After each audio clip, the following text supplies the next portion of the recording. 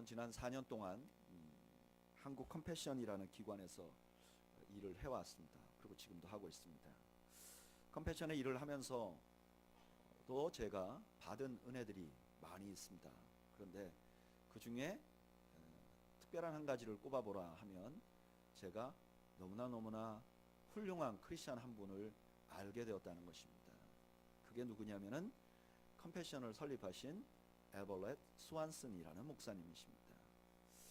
이분이 미국에서 아주 잘 나가던 목회자였는데 한 텀 13년인가 사역을 마치고 다음 사역을 하기 전에 한국 전쟁이 있다는 사실을 알고 그 군인들을 격려하기 위해서 한국을 방문합니다.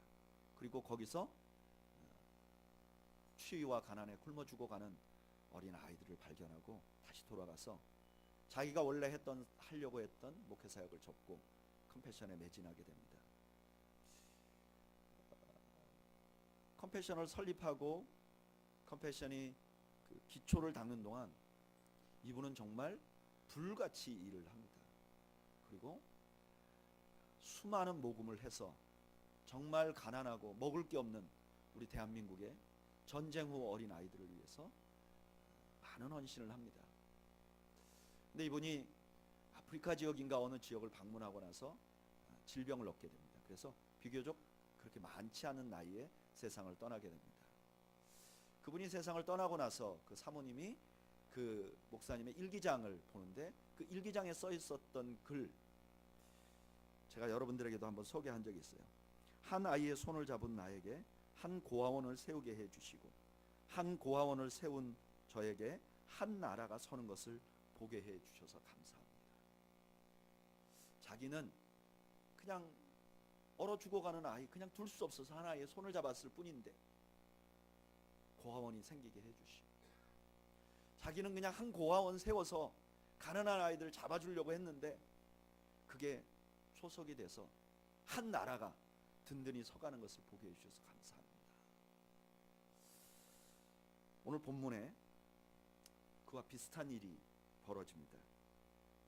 42절 말씀에 보면 한 사람이 바알 살리사라는 곳에서 왔다고 합니다.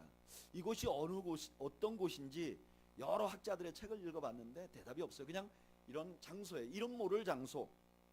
그런데 거기에서 이름 모를 한 사람, 이름이 밝혀지지 않는 한 사람이요, 보리떡 20개하고 자루에 담은 한 자루의 채소를 가지고 옵니다. 여러분, 이 보리떡이라는 것 그리고 채소라는 것 언뜻 들어도 이렇게 가치 있는 것 같이 느껴지지 않는 물품입니다. 성경도 그게 얼마나 가치 있는지 주목하지 않습니다. 다만 그것이 그의 첫 열매라는 것에 주목합니다. 42절 말씀 한번 읽어볼까요? 읽어보죠. 시작. 한 사람이 바알 살리사에서부터 와서 처음 만든 떡 곧 보리떡 20개와 이렇게 처음 만든 떡. 근데 이게 히브리어를 보면 이렇게 되어 있어요. 처음껏 곧 보리떡 20개 이렇게 되어 있어요. 그러니까 이게 아마 처음 거둔 곡식으로 만든 떡일 거예요. 이게 왜 이렇게 중요하냐? 왜냐하면 첫 열매를 드리는 건 하나님의 명령이었기 때문에 그래요. 출애굽기 23장 19절에 이렇게 말해요. 내 토지에서 처음 거둔 열매에 가장 좋은 것을 가져다가 너의 하나님 여호와의 전에 드릴지니라. 여러분, 이 사람이 낸 물품이 얼마인지는 지금 주목하지 않아요.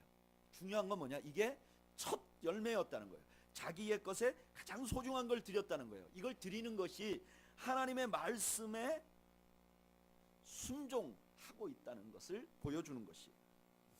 여러분, 지금 성경은요, 이 사람이 드린 물품의 헌물의 액면 가치를 보지 않습니다. 액면 가치는 그렇게 높지 않아요. 그러나 그 물질을 드린 사람의 정성과 그 헌물이 가진 의미를 귀하게 보고 있는 것입니다. 저는 목회를 하다 보면 종종 이런 경우를 경험합니다. 분명히 액수는 많지 않은데 그 물질에 담겨 있는 의미, 혹은 그 액수가 많더라도 그 액수보다도 그 액수 안에 담겨 있는 의미, 이걸 볼 때가 그런 걸 경험할 때가 너무나 많습니다. 여러분, 주의 공동체는 그걸 볼 수 있어야 됩니다. 성경을 믿는 사람들은, 아니 예수님을 따라가는 사람들은, 하나님의 말씀을 믿는 사람들은 그걸 볼 수 있는 눈이 있어야 돼요. 그 헌물이 얼마냐가 아니라 그 헌물이 가진 의미를 볼 수 있어야 합니다.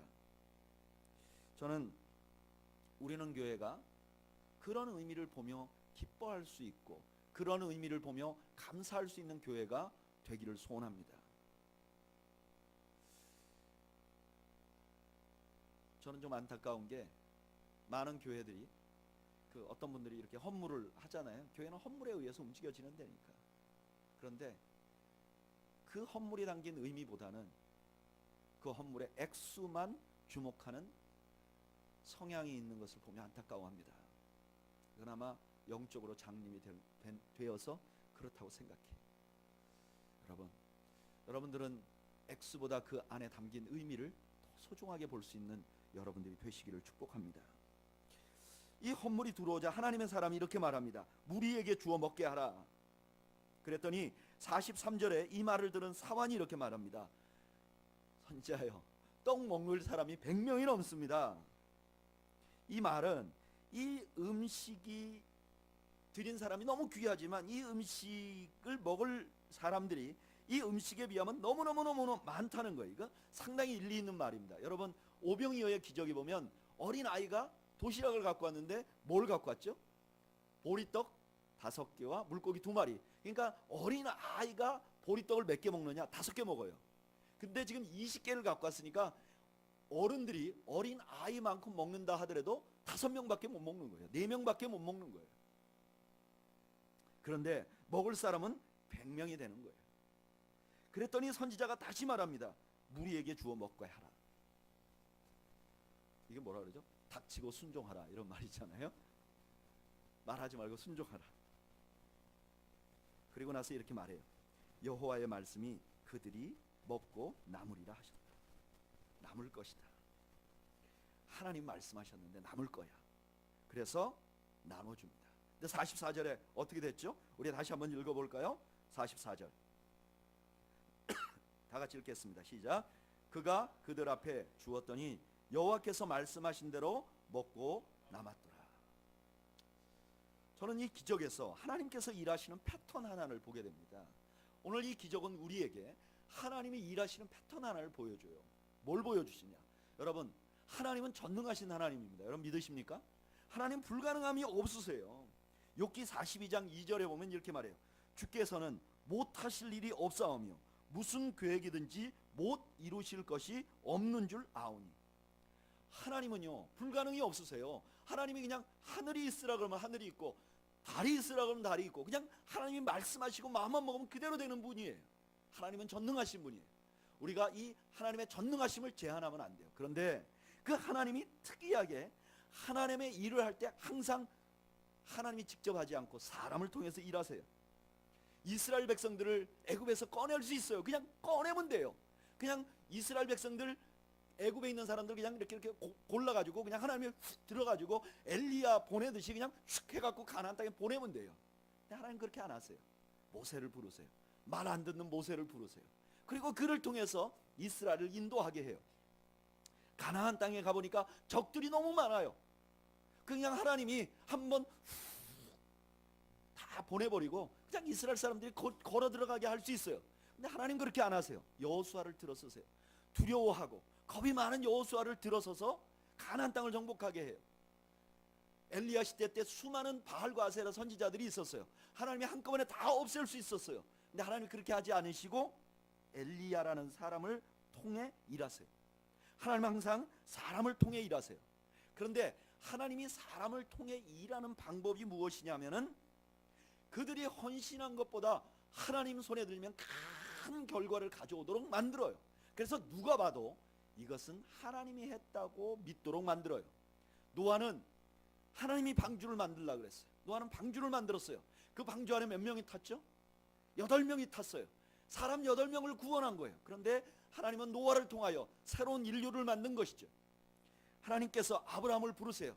그리고 이렇게 말해요. 내가 너에게 지시하는 땅으로 가라. 아브라함은 딱 하나를 순종했어요. 하나님이 가라고 하는 거 그냥 간 거예요. 근데 하나님은 그 아브라함을 통해서 새로운 믿음의 조상을 만드는 거예요.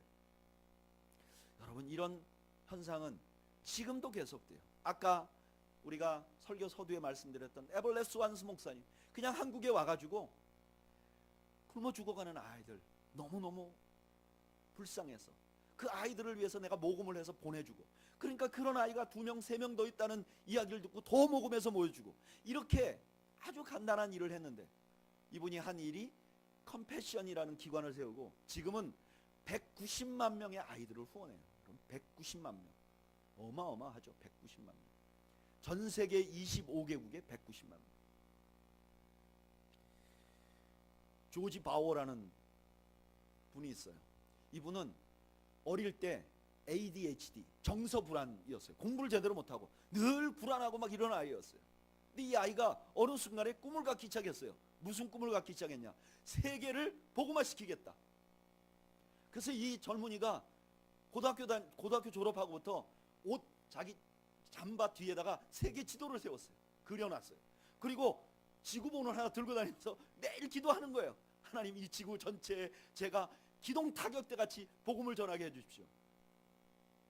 1957년도에 이 조지 바워라는 청년이 선교회를 만들어가지고 미국에서 멕시코로 선교를 갑니다. 미국에 멕시코 가는 건 어렵잖아요.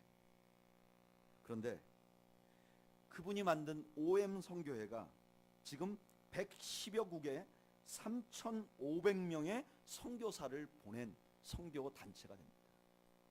장기 선교사를 보내는 선교 단체 중에 금세계의 가장 위대한 선교 단체. 제자 훈련을 받으면 저에게 반드시 필독서로 읽는 내 신을 벗으라 라는 책을 쓴 로렌 커닝햄. 이분은 목회를 하고 사역을 하던 분이에요. 근데 하나님께서 어느 날 세계 선교를 위해서 부릅니다. 그 부름에 순종해서 자기가 살고 있던 집을 하나님 앞에 드리고 하나님 앞에 선교를 헌신합니다. 그러면서 YWAM, 우리나라에서는 예수전도단이라는 선교단체를 만듭니다. 이 선교단체는 지금 135개국에 16,000명의 젊은이들을 보냈어요. 자기 집을 팔아서 드리는 것, 젊음을 하나님 앞에 드리는 것, 또 가난한 아이들을 위해서 자기가 목회하려고 하는 걸 접는 것, 굉장히 큰 헌신일 것입니다. 그러나 그 헌신에 비해서 190만 명의 아이들, 그 다음에 1,500명의 선교사들, 3만 5천 명의 선교사라는 어마어마한 결과는 그 사람의 헌신으로 도저히 일어날 수 없는 일이에요. 그런데 하나님께서 그들의 헌신을 통해서 하나님의 위대한 일을 행하는 것입니다. 그리고 또 하나의 패턴은 그렇게 하나님이 사람들의 헌신을 사용할 때 항상 말씀과 함께 일어난다는 거예요. 하나님이 행하신 기적에 말씀 없이 일어난 경우는 없어요. 그래서 오늘 본문이 우리에게 1차적으로 주는 교훈이 이것입니다. 하나님께서는 그의 나라에 엄청난 일을 하시는데 그것을 작은 사람의 헌신을 통해서 일하신다는 거예요. 그리고 그 작은 사람의 헌신을 통해서 엄청난 열매가 맺히도록 한다는 거예요. 저는 이런 패턴은 우리는 교회에서도 일어나고 있다고 생각해요. 우리는 교회가 설립된 지 이제 4년, 5년 차를 향해서 갑니다. 이제까지도 여러분들 모두가 조금씩 헌신한 작은 헌신 같았지만 그런 헌신이 교회 하나를 세워 나가는 거예요. 놀랍죠? 우리는 그냥 모였을 뿐인데, 우리는 그냥 내가 시간 내서 소중하니까 교회 한번 청소했을 뿐인데, 우리는 그냥 교회 들어와서 한번 기도한 것 뿐인데, 하나님께서는 여러분들의 작은 헌신을 통해서 하나님의 교회가 세워지는 것입니다. 저는 가끔 이런 생각을 해봅니다. 목회자로서 하나님 앞에 서면 너 뭐 했냐? 뭐 하고 왔냐? 그런 질문을 하나님이 하신다면, 제가 사역한 게 여러 가지 있죠. 어느 교회에서 사역했고, 청년 사역은 어떻게 했고, 교회 어떻게 했고, 뭐 예배당도 하나 지어봤고, 뭐 이런 얘기를 할 수 있겠죠. 그런데 참 돌아보고서 하나님께 감사할 일이 있다면 교회가 하나 새롭게 세워지는데 함께 동참했다는 것, 하나님 앞에 참 너무나 감사하고 영광스러워. 어떻게 그런 데 쓰임 받을까?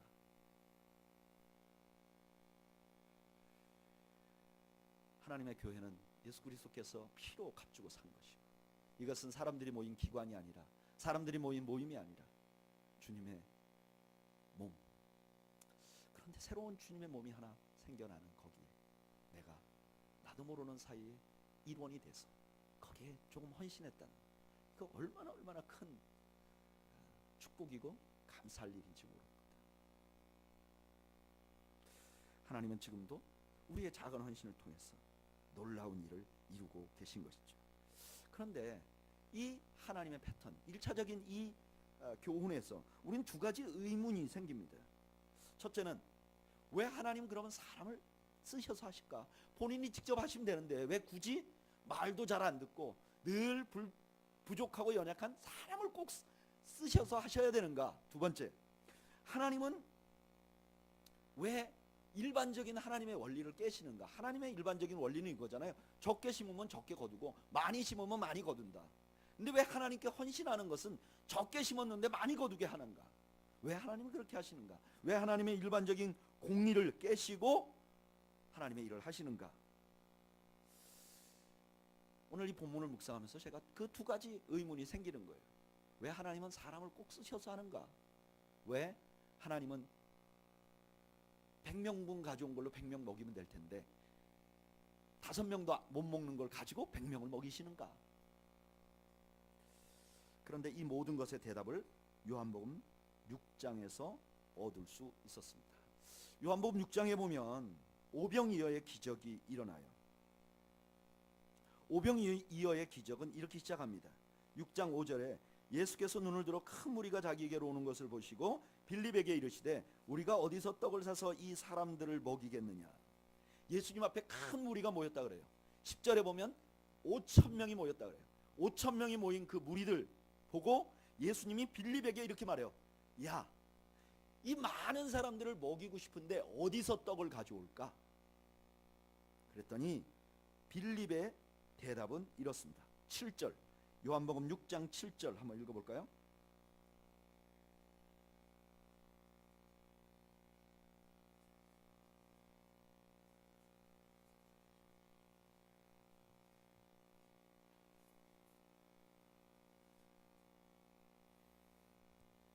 읽어보죠. 시작. 빌립이 대답하되 각 사람으로 조금씩 받게 할지라도 200데나리온의 떡이 부족하리이다. 아멘. 예수님은 뭐라고 말씀하신 거죠? 어디서 구할지 생각해봐라. 근데 빌립의 대답은 뭐죠? 돈이 없습니다. 두 분의 전제가 달라요.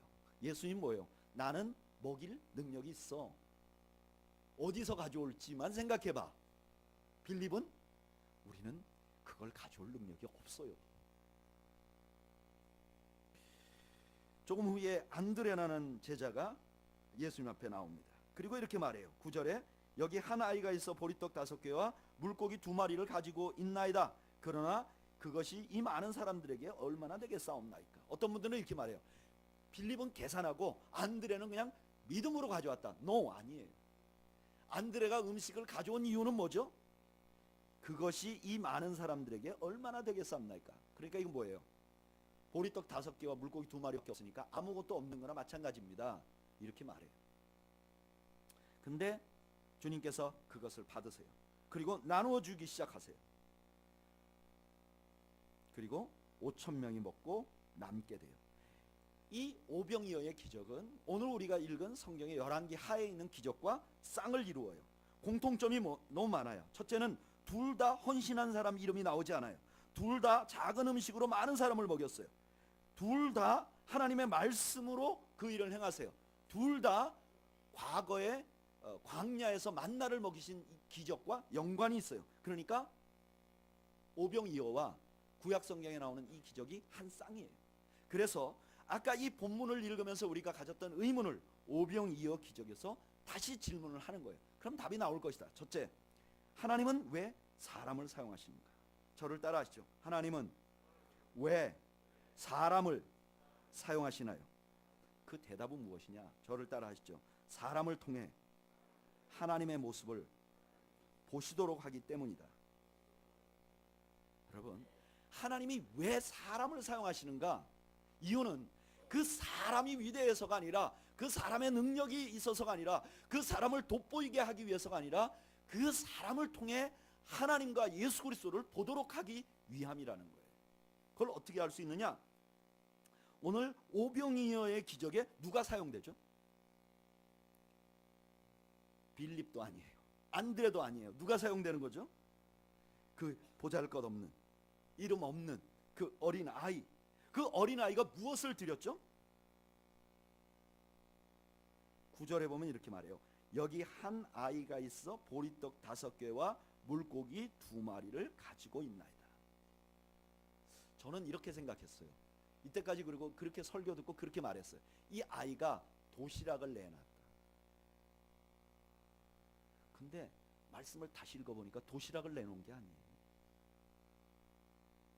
점심 도시락 먹고 집에 가서 또 먹는 그런 게 아니에요. 여기 보니까 이 아이가 가지고 있는 건 다 드린 거예요.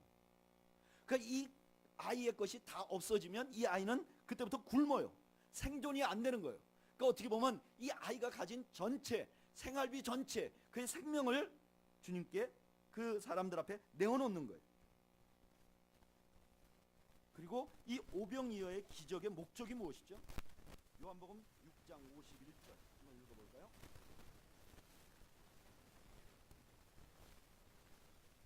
요한복음 6장 51절.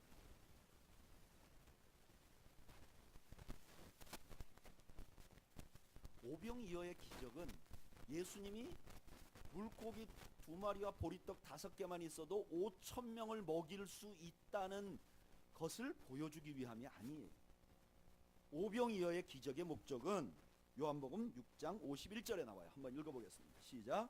나는 하늘에서 내려온 살아있는 떡이니 사람이 이 떡을 먹으면 영생하리라. 내가 줄 떡은 곧 세상의 생명을 위한 내 살이니라 하시니라. 아멘. 오병이어는 왜 이루었는가? 예수님이 자신의 살, 자신의 생명을 들여서 다른 많은 사람들에게 생명을 주시는 분이라는 것을 드러내기 위함이에요. 그러면 이 오병이어의 기적에서 그 예수님을 드러내고 있는 건 누구죠? 빌립도 아니고 안드레도 아니고 누구죠? 이 어린 아이.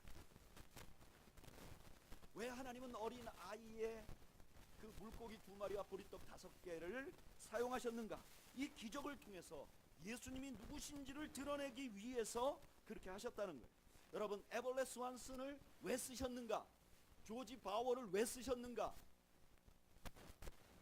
왜 쓰셨는가? 이유는 그들을 통해서 예수 그리스도의 모습을 보여주기 위함이라는 거예요. 많은 결과가 목적이 아니에요. 어떤 결과가 나왔는지가 목적이 아니에요. 어떤 희생을 했느냐가 목적이 아니에요. 그 기적을 통해서 누가 드러나고 있는가, 누구의 모습이 드러나고 있는가가 핵심이에요. 여러분, 그렇다면 누가 큰 헌신자이고 누가 믿음 좋은 사람입니까? 예수님 모습 드러나는 사람. 지난주에 제가 우연히 유튜브를 보는데 거기에 이런 이야기가 나오더라고요. 한국에 연세중앙교회라는 교회가 그 목사님이 그 교회 후임자를 자기 아들로 임명했다는 거예요. 이 연세중앙교회 목사님은 어떤 분이시냐? 한때는 이단으로 지목돼가지고 무지하게 많은 사람들이 이단이라고 생각했던 분이에요. 근데 여러 가지 통로를 통해서 이분이 이단이 아니라는 걸 증명했어요. 그리고 교회가 어마어마하게 커요. 그런데 이분이 자기 아들에게 내가 내 담임 목사 직위를 이양하겠다 이렇게 발표를 해버렸어요. 성탄절에. 그래서 어떤 한 분이 거기다 댓글을 달았어요. 어떻게 이럴 수가 있는가? 근데 놀라운 건요, 다른 목사님이 자기 아들에게 물려줬다는 뭐 영상이나 혹은 뉴스의 댓글에 보면 대부분 그거를 비난하는 댓글이에요. 근데 이분의 영상에는 비난하는 게 아니라 이 목사님을 옹호하는 댓글이 엄청나게 달려 있어요. 그 옹호하는 댓글의 주 내용은 뭐냐? 그분은 기도하는 사람입니다. 그분은 기도하는 사람입니다. 그분은 헌신된 분이다. 그분은 정말 이때까지 정말 사심없이 일하신 분이다. 그러니까 괜찮다. 저는 그 영상을 보면서 이런 질문을 던져봤어요. 예수님의 모습이 드러나는가?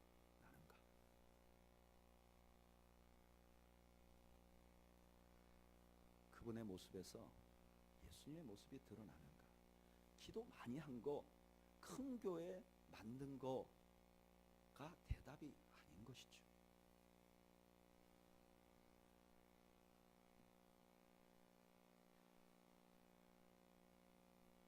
만약에 누군가가 어떤 일을 했을 때 그분이 얼마나 큰 일을 했었는지, 얼마나 기도를 오래 했는지, 얼마나 교회를 오래 다녔는지, 얼마를 헌금했는지 이런 걸로 보는 게 아니라 그분의 모습 속에서 예수님이 보이는가? 아니라면 아닌 것이죠. 여러분, 누가 주님께 쓰임받고 있는 사람입니까? 주님의 모습을 드러내는 사람이 주님께 쓰임받고 있는 거예요. 저는 여러분들이 이 악한 세대에 분별력이 있기를 바랍니다. 여러분, 많이 기도하는 것, 많이 헌신하는 것, 많이 종교적인 행동하는 것, 부드러운 성품을 가지는 것, 그리고 그분이 한 거에서 많은 결과가 나온 것에 현혹돼서는 안 돼요. 거기서 예수님의 모습이 드러나는가를 볼 수 있어야 합니다. 그리고 이것은 다른 사람을 판단할 때뿐만 아니라 우리 자신에게도 그대로 적용되어야 할 것입니다. 여러분, 나는 하나님께 쓰임받고 있는가? 내가 지금 하고 있는 것이 하나님을 위해서 하고 있는가? 내 모습 속에서 예수님의 모습이 드러나고 있는가 아닌가가 잣대예요. 그런데 사실 우리 중에 누가 내 모습 속에서는 예수님이 드러납니다, 이렇게 자신 있게 말할 사람이 누가 있겠어요? 다 부족하죠. 근데요, 부족한데 그것은 사실인데 모두가 부족하기 때문에 자신에게 관용해서는 안 되는 거예요. 내가 어떻게 예수님처럼 살겠어요? 나는 그냥 부족하니까 이렇게 살다 갈 거예요. 그럼 안 된다는 거예요. 그건 믿음이 없는 것이라는 거예요. 내가 최선을 다했는데도 잘 안 돼. 그래서 너무 안타까워하고, 내가 헌신하고 내가 주님 앞에 영광을 돌린다고 하는데 내 모습 속에서 예수님이 안 드러나. 그것 때문에 안타까워할 수 있어야 한다는 거예요.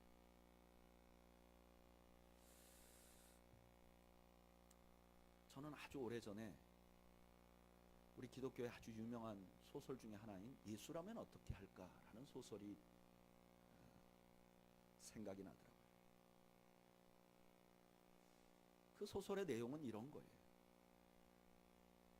교회가 어떤 특별한 동기 때문에 예수님이라면 이거 어떻게 했을까라는 생각을 하기 시작했다는 거예요. 그리고 나서 교회가 엄청나게 달라졌다는 거예요. 부흥한 게 아니라 달라졌다는 거예요. 저는 저에게 이 질문을 해봅니다. 지난 한 30년 정도를 저는 사역자로 살아왔습니다. 내 흔적 속에서 예수님의 모습이 드러나는가? 지난 4년 동안 우리는 교회를 개척하고 함께 오면서 내 모습 속에서는 예수님의 모습이 드러나는가? 그렇지 않으면 우리 모두가 가짜인 것이죠. 저는 우리가 이런 소원을 가지면 좋겠어요. 주님, 내가 주님을 위해서 헌신하겠습니다. 그런데 내 모습 속에서 예수님의 모습이 드러날 수 있도록 나를 도와주세요. 두 번째, 어떻게 해서 이런 기적이 일어나는가? 분명히 공정하지 않았는데 왜 적게 헌신했는데 엄청난 열매를 맺게 되었는가? 오병이어의 기적에 보면 예수님께서 오병이어 기적을 행하신 근본 이유는 뭐냐면은 예수님이 우리를 위하여 십자가에 죽으시고 우리에게 생명을 주시려고 하기 때문이에요. 다시 말하면 예수 그리스도께서 십자가에 죽으신 것 때문에 우리가 먹은 거예요. 여러분, 우리가 하는 모든 기적, 우리가 하는 모든 헌신이 하나님께 열매가 된다면 그 원인은 내가 무엇을 잘해서가 아니라 예수 그리스도께서 보혈을 흘려서 죽어주셨기 때문에 그게 열매가 되는 거예요. 왜 불공평하냐? 왜 나는 작은 헌신을 했는데 큰 열매가 맺히냐? 아니요, 그게 아니에요. 우리는 내가 헌신한 것밖에 보이지 않지만 우리의 헌신이 엄청난 열매를 맺히는 데는 그 밑에 저변에 예수 그리스도의 보혈이, 너무너무 귀한 보혈이 그 밑에 투자가 되어 있는 거예요. 그래서 그 열매가 아무리 많다 할지라도 그 열매는 예수님의 보혈에 비해서 별거 아닌 거예요. 에벌레스 완슨의 헌신이 어떻게 해서 190만 명의 아이들을 돕게 되었는가? 에벌레스 완슨만 보면 그 답이 없는 거예요. 그런데 그를 위하여 십자가를 지시고 보혈을 흘리신 예수 그리스도의 피에 들어가면, 보혈에 들어가면 그 대답이 있는 것이죠. 조지 바우가 어떻게 큰 선교회를 이루었는가? 그 조지 바우 자신만 보면 집중하지 못하는 어린 아이였는데 어떻게 해서 저런 걸 이루었는가? 답이 없죠. 그런데 예수 그리스도의 보혈에 가보면 답이 있는 거예요. 로헨 커닝햄의 집 한 채를 드린 헌신이 크지만 어떻게 그 헌신으로 놀라운 열매를 맺게 되었는가? 그 사람의 헌신에 보면 답이 없죠. 집 하나 드린 사람이 얼마나 많아요. 그런데 그의 헌신이 그런 기적을 이룬 것은 예수 그리스도의 보혈 때문이죠. 주의 보혈이 열매를 맺게 하는 거죠. 대표적인 헌신의 아이콘, 헌신의 대표 주자가 바울이죠. 바울은 그렇게 평생을 헌신하고 수많은 선교의 열매를 맺힌 후에 이렇게 고백합니다. 디모데전서 1장 12절 한번 읽어볼까요?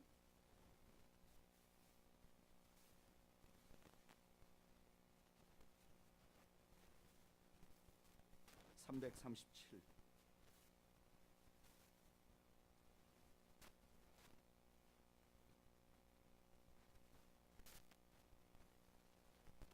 337페이지 디모데전서 1장 12절 읽어보겠습니다. 시작. 나를 능하게 하신 그리스도 예수 우리 주께 내가 감사함은 나를 충성되이 여겨 내게 직분을 맡기심이니. 바울이 평생 일한 거에 근본은 뭐냐? 나를 능하게 하신 예수님 때문이라는 거예요. 내가 아니라 나를 능하게 하신 예수님. 그래서 진짜들은 자랑하지 않는 것이죠. 왜냐하면 그 모든 기적이 주님의 희생 때문에 일어나는 것이기 때문입니다. 우리가 한 희생은 그 주님의 희생을 힘내낸 것에 불과하기 때문입니다. 다시 기적으로 돌아가 볼까요? 오늘 구약 성경에 나타난 열왕기서에 나타나는 이 작은 기적은 우리에게 무엇을 보여주고 있는가? 어두운 시대에 하나님이 원하시는 믿음은 무엇인가?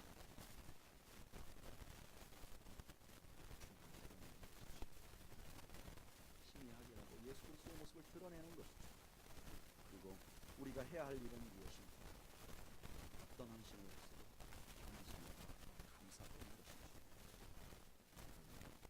하나님은 전능하세요. 그런데 하나님께서는 사람을 통하여 일하세요. 그 사람이 가진 재능보다 훨씬 더 큰 일을 행하세요.